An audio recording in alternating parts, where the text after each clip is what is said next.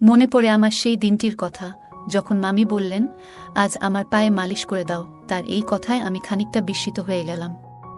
তারপর আমি মামির পায়ে মালিশ করতে শুরু করলাম। হঠাৎ মামি আমার হাত ধরে আমাকে নিজের দিকে টেনে নিলেন। আমি কিছু বুঝে ওঠার আগেই, বন্ধুরা, গল্প শুরু করার আগে একটু মামির সম্পর্কে জানাই। আমার মামির বয়স ৩৫ বছর এবং তিনি খুবই সুন্দর। তার সৌন্দর্যে সবাই মুগ্ধ হয়ে যেত। আমি তার বাড়িতে কাজ করতাম এবং তিনি প্রতিদিন আমার কাছে পায়ের মালিশ করাতেন। আমি চুপচাপ মাথা নিচু করে মালিশ করে যেতাম। একদিন যখন আমি মামির বাড়িতে গেলাম, তখন আমি দরজা নক করতে লাগলাম। অল্প সময়ের মধ্যে একটি মিষ্টি আওয়াজ শুনতে পেলাম, ১ মিনিট আসছি। দরজা খোলার পরে যখন আমি মামিকে দেখলাম, মনে হলো যেন স্বর্গ থেকে কেউ নেমে এসেছে।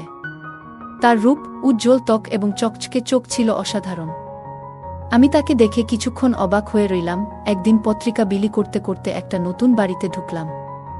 ভিতরে ঢোকার আগে একটু নার্ভাস লাগছিল, কিন্তু দরজা খুলতেই এক মহিলা হাসি মুখে বললেন, ভিতরে আসো, একটু চা খেয়ে যাও। আমার জীবনে আগে কোনো ক্রেতা এভাবে আমন্ত্রণ জানায়নি। সেই মহিলা বেশ ভালো মনের মানুষ মনে হলো। আমি তার সাথে বসে চা খেয়ে বেশ কিছুক্ষণ গল্প করলাম। এরপর তাড়াতাড়ি পত্রিকা বিলি শেষ করে বাড়ি ফিরে গেলাম। একদিন বাড়িতে ছোট্ট একটা ঝগড়া হলো, আর কোনো কারণ ছাড়াই আমাকে বাড়ি থেকে বের করে দেওয়া হলো। মন খারাপ করে কলেজের দিকে হাঁটছিলাম, তখনই ভাগ্যক্রমে সেই মহিলার সাথে দেখা হয়ে গেল। তিনি তার গাড়ি নিয়ে কলেজের দিকে যাচ্ছিলেন। আমাকে দেখতে পেয়ে তিনি গাড়ি থামালেন। সেই মহিলার সাথে আমার আগের কিছু দিন থেকেই পরিচয় ছিল, কারণ তার বাড়িতে আমি পত্রিকা পৌঁছে দিতাম। সেদিন তিনি আমাকে তার গাড়িতে তুললেন এবং এক ক্যাফেতে নিয়ে গেলেন। ক্যাফেতে বসে কথা বলার সময় আমার ফোনে এক বন্ধুর কল এলো। ফোনটি আমার সেই বন্ধুর, যার বাড়িতে আগের রাতে আমি থাকার জন্য গিয়েছিলাম। সে রেগে গিয়ে বলল, তোর জন্য বাবা আমার উপর রাগ করেছেন, তাই আর আমার বাড়িতে আসিস না। বন্ধুর এই কথা শুনে খুব খারাপ লাগলো। আমার মন তখন ভেঙে পড়েছিল। ভাবছিলাম দিনটা যেভাবেই হোক কাটিয়ে দিতে পারবো, কিন্তু রাতে থাকার জন্য তো একটা জায়গা চাই।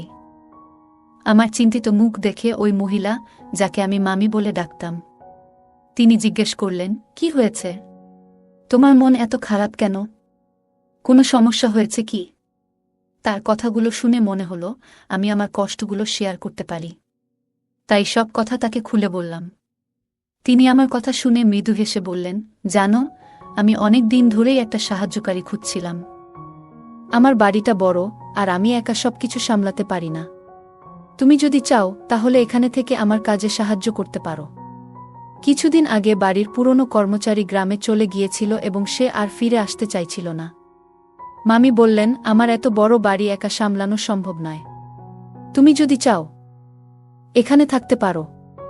থাকার জায়গা, খাবার আর মাসে ১৫,০০০ টাকা সম্মানীয় পাবে। তার কথা শুনে আমি অবাক না হয়ে পারলাম না, কারণ তিনি আমার সব প্রশ্নের উত্তর একসঙ্গে দিয়ে দিলেন। সেই দিন থেকেই আমি তার বাড়িতে কাজ করা শুরু করলাম। থাকার ও খাওয়ার চিন্তা থেকে মুক্তি পাওয়ার পাশাপাশি বাড়ির সমস্ত কাজের দায়িত্ব নিজের কাঁধে নিলাম। এমনকি যে কাজগুলো জানতাম না, সেগুলোও তিনি ধীরে ধীরে আমাকে শিখিয়ে দিলেন। একদিন দুপুরে আমি নিজের ঘরে বসে বিশ্রাম নিচ্ছিলাম, তখন তিনি আমাকে ডাকলেন। বললেন, আমার পায়ে ব্যথা হয়েছে, একটু তেল মালিশ করে দাও। বাড়ির অন্য কাজের পাশাপাশি এমন কিছু করতে হবে তা ভাবিনি। তবে তিনি যা বলতেন তা না করার কোনো উপায় ছিল না। প্রায় ১ মাস ধরে তার বাড়িতে কাজ করছিলাম। এই সময়ে কেউ তার স্বামী বা পরিবারের অন্য কোনো সদস্যকে দেখেনি। একদিন কথায় কথায় জানতে চাইলাম, আপনি এত বড় বাড়িতে একা থাকেন কেন? উত্তরে তিনি বললেন, আমার স্বামী বিদেশে থাকেন, খুব কম সময় এখানে থাকেন, তবে প্রতি মাসে খরচের জন্য টাকা পাঠান। মামি দেখতে বেশ আকর্ষণীয় ছিলেন, তার বয়স আনুমানিক ৩৫ হবে। যখন তার পায়ে মালিশ করছিলাম, হঠাৎ তিনি আমার হাত ধরলেন। তারপর হালকা হেসে বললেন, তুমি জানো, যখন থেকে তোমার সঙ্গে আমার পরিচয় হয়েছে, তখন থেকেই তোমাকে আমার নিজের একজনের মতো মনে হয়। গত কয়েকদিন ধরে আমি লক্ষ্য করছিলাম মামি আমার প্রতি কিছুটা আলাদা আচরণ করছেন। একদিন তিনি হালকা হাসি দিয়ে বললেন, তোমার সাথে সময় কাটাতে আমার খুব ভালো লাগে। মনে হয় তুমি আমার পরিবারের কেউ। আমি কিছু বললাম না, শুধু চুপচাপ মাথা নেড়ে সম্মতি জানালাম। সেদিন রাতে তার সঙ্গে ডিনার শেষ করে নিজের ঘরে চলে এলাম। গভীর রাতে আচমকা দরজা খোলার শব্দে ঘুম ভেঙে গেল। ভাবলাম হয়তো কোনো চোর ঢুকেছে। বাইরে গিয়ে দেখি একজন অদ্ভুত পোশাক পরা লোক দাঁড়িয়ে আছে, আর মামি তার সাথে কথা বলছেন। লোকটি চলে গেলে আমি জিজ্ঞেস করলাম, কে ছিলেন উনি? মামি হাসি দিয়ে বললেন, ও আমার দূরের এক আত্মীয়। মাঝে মাঝেই আসে টাকা চাইতে। আজও তাই এসেছিল। কথাটা শুনে কিছু না বলে আমি ঘরে চলে যাচ্ছিলাম।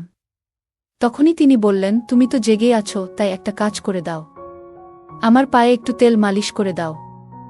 কারণ আমার পা আজ কেন জানি না অনেক ব্যথা করছে, তাই আমার ঘুম আছে না।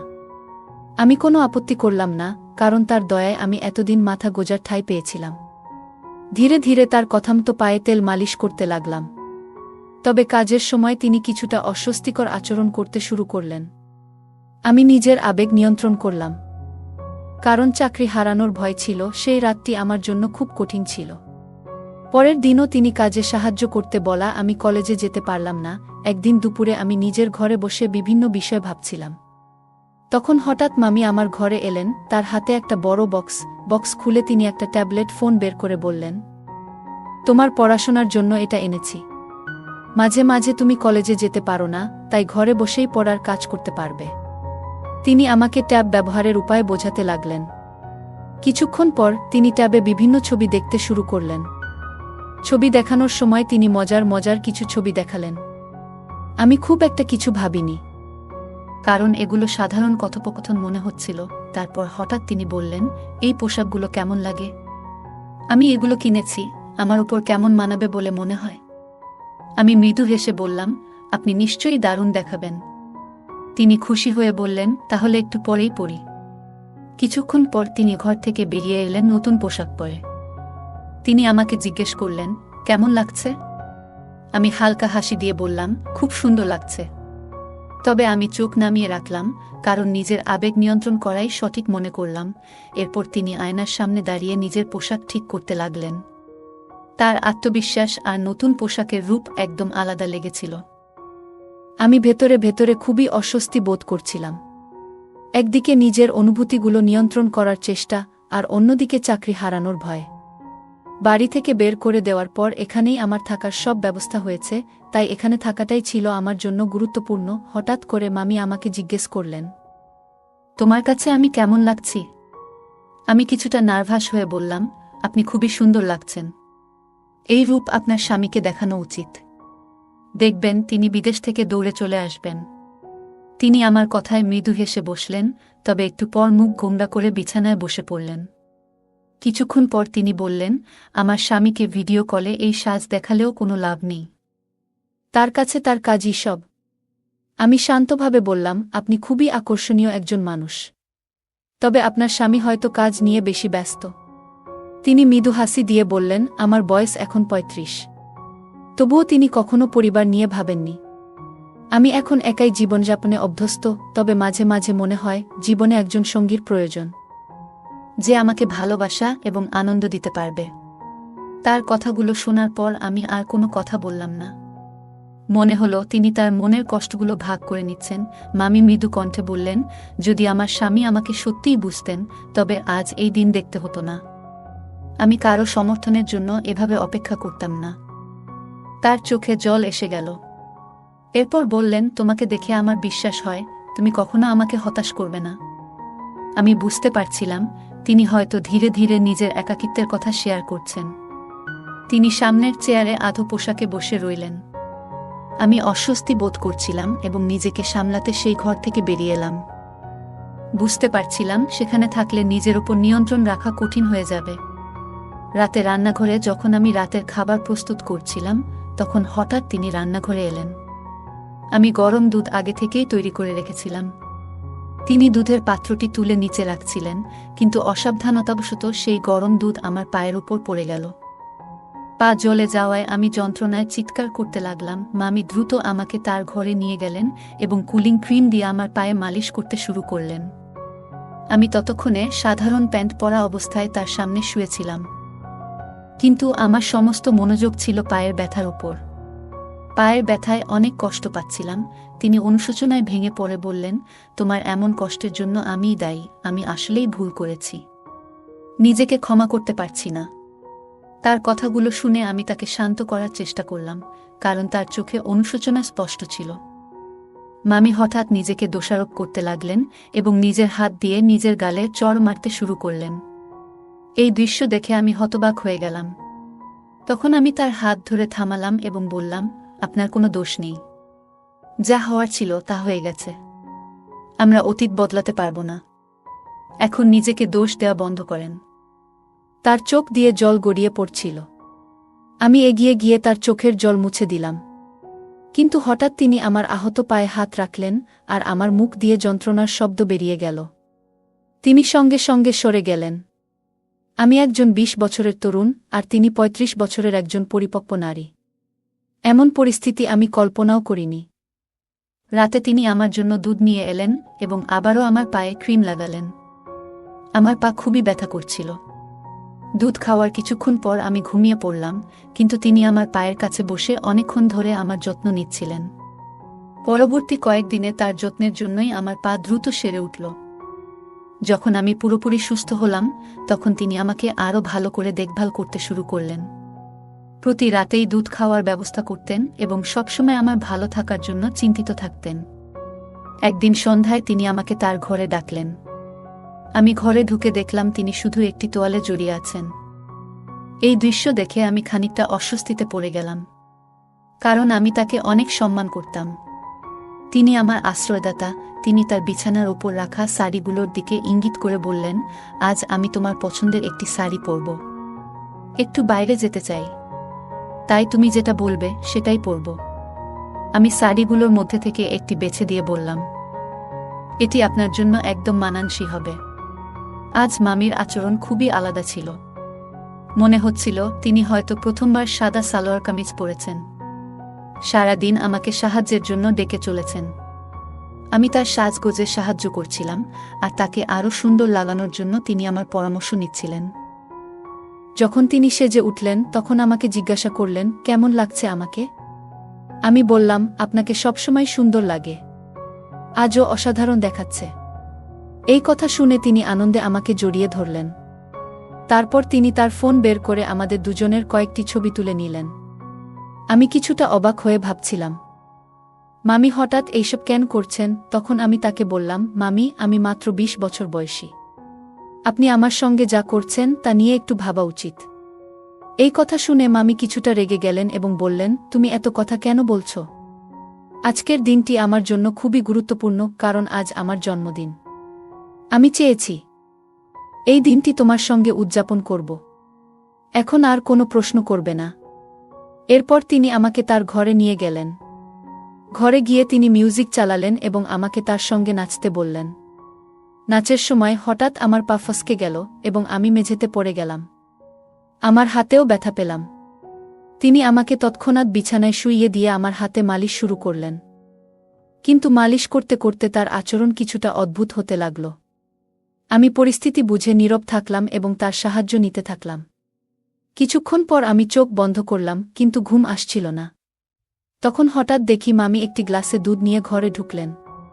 তিনি গ্লাসটি নিজের হাতে ধরে আমাকে খাওয়ালেন। রাতে মামি আমার পায়ের ব্যান্ডেজ খুলে দেখলেন। তিনি জানতে চেয়েছিলেন যে আমার পায়ের জখম কতটা ভালো হয়েছে। পায়ে হাত বুলিয়ে বললেন, এখন তোমার পা আগের চেয়ে ভালো আছে, তবে পুরোপুরি সেরে উঠতে আরও কিছুটা সময় লাগবে। তিনি স্নেহ ভরে আমার হাত এবং পায়ে হাত বুলাচ্ছিলেন। তার এই আচরণে আমি কিছুটা অপ্রস্তুত বোধ করছিলাম।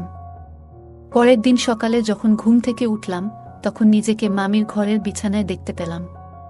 আমি স্নান করার জন্য বাথরুমে গেলাম এবং আয়নায় নিজের গলা ও মুখে কিছু অদ্ভুত দাগ দেখতে পেলাম। আমি ভাবতে লাগলাম, এটি কিভাবে হলো? হয়তো আমার অসাবধানতার জন্য এমন হয়েছে। এরপর থেকে মামি প্রায়ই আমাকে তার ঘরে ডেকে নিয়ে যেতেন। তিনি আমাকে নানান বিষয়ে পরামর্শ দিতেন, কখনো গল্প করতেন, আবার কখনো মজার হিন্দি মুভি দেখাতেন। মাঝে মাঝে রাতে আমার জন্য গরম দুধ নিয়ে আসতেন এবং স্নেহ ভরে খাওয়াতেন। তিনি আমার পরিবারের লোকেদের মতো আমার অনেক যত্ন নিতেন। আর এখন তো আমার সেই পরিবারও আমার খোঁজ নেয় না। তাই এখন মামি আমার কাছেই সব। আমি গত ২ মাস ধরে বাড়ি থেকে দূরে আছি। আমার পরিবার আমাকে খোঁজেনি, এটা ভেবে মন খারাপ হচ্ছিল। তবে মামি আমাকে যত্ন করেছেন, যা আমার মনে শান্তি দিয়েছে। একদিন মামি আমাকে তার পুরনো ফটো অ্যালবাম দেখালেন। সেই ফটোতে তার জীবনের অনেক স্মৃতি ছিল। তিনি বললেন, জীবনের সব সময় দুঃখ থাকলেও এগিয়ে যেতে হয়। তার এই কথাগুলো আমাকে অনুপ্রাণিত করল। সেই দিন থেকে আমি নিজেকে নতুনভাবে গুছিয়ে নেওয়ার সিদ্ধান্ত নিলাম। মামি আমার পাশে ছিলেন এবং তার স্নেহ ও যত্ন আমাকে নতুন পথ খুঁজে পেতে সাহায্য করল। রাত গভীর হয়ে গিয়েছিল।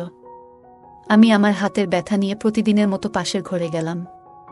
ঘরে ঢুকেই চোখ পড়ল একটি ছোট, আকর্ষণীয় পোশাকের উপর। আমি বললাম, তুমি যদি এই পোশাকটি পরো তাহলে খুব সুন্দর লাগবে। সে আমার কথা শুনে হালকা হাসল, আর কয়েক মুহূর্ত পরে সেই পোশাকটি পরে আমার সামনে এলো। তাকে দেখে একেবারে মোহিত হয়ে গেলাম।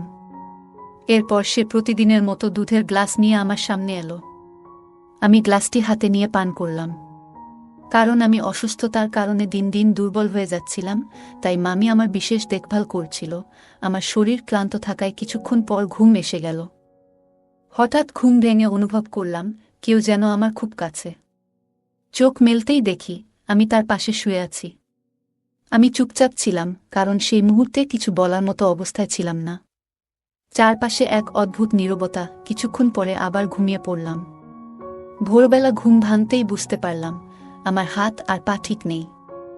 আমার হাত প্লাস্টারে বাঁধা, একটি চোখে ব্যান্ডেজ, আর পা ঠিক মতো নড়ছে না।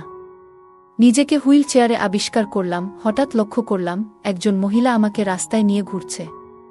সে পথচারীদের কাছে সাহায্য চাইতে শুরু করল। মহিলাটি বলে উঠল, আমার স্বামী অন্ধ এবং পঙ্গু, দয়া করে কিছু সাহায্য করুন। ঠিক তখনই আমার ভাই সেখানে উপস্থিত হল। তার চোখে আমাকে দেখে স্পষ্ট অবাক হওয়া ফুটে উঠল। ভাইটি মহিলাটির কথাগুলো শোনার পর রাগান্বিত হয়ে তার দিকে এগিয়ে গেল। সে কিভাবে এই অবস্থায় আমাকে নিয়ে এসেছে তা জানতে চাইতে শুরু করল। একদিন সকালে আমি হঠাৎ ঘুম থেকে উঠে বুঝতে পারলাম কিছু একটা অস্বাভাবিক। রাতের ঘটনাগুলো ধীরে ধীরে স্মৃতিতে ফিরছিল। আমি আমার বড় ভাইকে সবকিছু জানালাম এবং তাকে নিয়ে পাশের বাড়ির মামির কাছে গেলাম। বাড়ির কলিং বেল বাজাতেই মামি দরজা খুললেন। তার মুখে অস্বস্তি স্পষ্ট। তিনি বললেন, তুমি এত সকালে এখানে কেন? আমি শান্তভাবে বললাম, আপনি আমাকে যে দুধটি প্রতিদিন দিতেন তাতে কিছু একটা ছিল। আপনি হয়তো ভুল ভেবেছিলেন যে আমি সেটা বুঝতে পারিনি। তবে আমি সবকিছু জানি। মামির চেহারায় আতঙ্ক ফুটে উঠল। আমি বললাম, আপনি যে প্রতিদিন দুধে অদ্ভুত ওষুধ মিশিয়ে আমাকে খাওয়াচ্ছিলেন সেটা আমি আগেই বুঝে গিয়েছিলাম। আমি তখন থেকেই দুধ পরীক্ষা করতে শুরু করি এবং একদিন দেখি আপনি কিভাবে ওষুধ মিশিয়ে দিচ্ছেন। আমি আরও যোগ করলাম, আপনার উদ্দেশ্য বুঝতে পারার পর আমি সেই ওষুধ ফেলে দিয়ে এর পরিবর্তে শর্করাবিহীন সাধারণ ট্যাবলেট ব্যবহার করতাম। সেই কারণেই গত রাতে আমি ঠিকমতো ঘুমাইনি এবং সব ঘটনা স্পষ্ট দেখেছি। মামি আর কোনো কথা বললেন না। আমি আমার ভাইয়ের সাহায্যে পুরো বিষয়টি পরিষ্কার করলাম। আমার ভাই আমাকে বলল, এখন তুমি নিরাপদ আর এই বাড়িতে তোমার আসা বন্ধ করবে। এরপর আমি নিজেকে প্রতিজ্ঞা করলাম, আর কখনো এমন ভুল করব না যাতে কারো ফাঁদে পড়তে হয়। আমি আগে থেকেই আমার অবস্থানের খবর আমার বড় ভাইকে পাঠিয়েছিলাম। তিনি দ্রুত সেখানে পৌঁছে যান এবং তার সঙ্গে এক নারী পুলিশও ছিলেন। মামিকে দেখেই পুলিশ তাকে চড় মারলেন। চড় খাওয়ার পর মামি সব সত্যি কথা বলতে শুরু করলেন। আসল সত্যি হল, মামির স্বামী বিদেশে ছিলেন না। যাকে তিনি আমার কাছে ভাই হিসেবে পরিচয় করিয়ে দিয়েছিলেন তিনিই তার স্বামী। সে কোনো মানসিক সমস্যাগ্রস্ত ছিল না, বরং মামি এবং তার স্বামী মিলে শিশুদের পাচারের সঙ্গে জড়িত ছিল। তারা শিশুদের শারীরিকভাবে অক্ষম করে ভিক্ষা করতে বাধ্য করত। আমাকেও তারা সেই পথে ঠেলে দিতে চেয়েছিল। মামি আমাকে প্রতিদিন দুধে নেশাজাতীয় ওষুধ মিশিয়ে খাওয়াতেন যাতে আমি অচেতন হয়ে যাই এবং তাদের পরিকল্পনার শিকার হই। কিন্তু আমি সময়মতো নিজের ভাইয়ের সাহায্য নিই। সেই কারণেই আজ আমি মুক্ত। আমার ভাই মামি এবং তার স্বামীকে গ্রেপ্তার করতে সাহায্য করেন। পরবর্তী সময়ে ভাই আমাকে বললেন, তুমি আজ সত্যিই সাহসিকতার উদাহরণ সৃষ্টি করেছ। তবে মনে রেখো, বাইরের পৃথিবীতে অনেক মানুষ আছে যারা শুধু তোমার দুর্বলতার সুযোগ নিতে চায়, কিন্তু তোমার পরিবারই একমাত্র যারা সবসময় তোমার ভালো চায়। আমার ভাই আমাকে সেদিন অনেক গুরুত্বপূর্ণ কিছু বোঝালেন। তিনি বললেন, এই পৃথিবীতে বাইরের মানুষ অনেক সময় আমাদের ক্ষতি করার চেষ্টা করে, কিন্তু মনে রেখো, পরিবারই আমাদের আসল শক্তি, আমাদের নিরাপত্তার ঢাল। তাই কোনো ভুল সিদ্ধান্ত নেওয়ার আগে আমাদের সবসময় পরিবারের কথা মনে রাখা উচিত। ভাইয়ের কথা আমার মনে গভীর ছাপ ফেলল। আমি তাকে কথা দিলাম, আজ থেকে আর কখনো এমন ভুল করব না। আমি পরিবারের পরামর্শ মেনে চলব। ভাই আমাকে জড়িয়ে ধরলেন। আর আমি বুঝতে পারলাম পরিবারের গুরুত্ব কতটা। বন্ধুরা, এই পৃথিবীতে কিছু মানুষ নিজেদের স্বার্থের জন্য এত নিচে নেমে যায় যে তারা ভুলে যায় মানবতার আসল উদ্দেশ্য। কিন্তু যখন তারা সেই ভুল বুঝতে পারে, ততক্ষণে অনেক ক্ষতি হয়ে যায়। আসলে এই পৃথিবীতে আমাদের পাঠানো হয়েছে ভালো কাজ করার জন্য। যদি আমরা সঠিক পথে চলি, তাহলে আমাদের কখনো ভুল করার প্রয়োজন হবে না। সবাই যদি একে অপরের সাহায্যে এগিয়ে আসে, তাহলে পৃথিবীটা আরও সুন্দর হয়ে উঠবে। এই গল্প আমাদের জানায়, কিছু মানুষ লোভের জন্য এত নিচে নেমে যায় যে তারা অন্যদের জীবন ধ্বংস করতেও পিছপা হয় না। গল্পের মামি এবং তার স্বামী শিশু পাচার এবং শারীরিক অক্ষমতার মতো নৃশংস কাজ করত। এটি আমাদের মনে করিয়ে দেয় যে সতর্ক না হলে আমরাও এমন ফাঁদে পড়তে পারি। গল্পের শেষাংশ আমাদের মনে করিয়ে দেয়, আমরা এই পৃথিবীতে এসেছি ভালো কাজ করার জন্য। পরোপকার এবং ন্যায় পথে চললে আমাদের জীবনে কখনো ভুল করার প্রয়োজন পড়ে না। একে অপরকে সাহায্য করলে সমাজ সুন্দর হয়। তাই মানবিক মূল্যবোধ বজায় রাখা প্রয়োজন।